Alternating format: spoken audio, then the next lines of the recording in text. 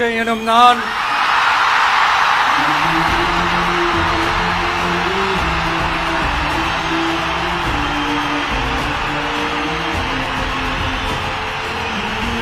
சட்டப்படி அமைக்கப்பெற்ற இந்திய அரசியல் அமைப்பின்பால் உண்மையான நம்பிக்கையும் மாறா பற்றும் கொண்டிருப்பேன் என்றும் இந்திய நாட்டின்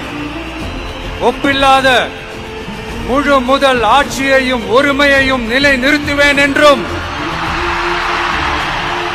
தமிழ்நாட்டு அரசின் முதலமைச்சராக உண்மையாகவும் உளச்சான்றின்படியும் என் கடமைகளை நிறைவேற்றுவேன் என்றும் அரசியல் அமைப்பிற்கும் சட்டத்திற்கும் இணங்க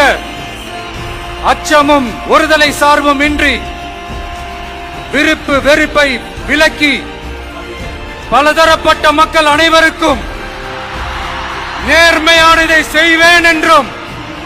ஆண்டவன் மீது ஆணையிட்டு உறுதிமொழிகிறேன்.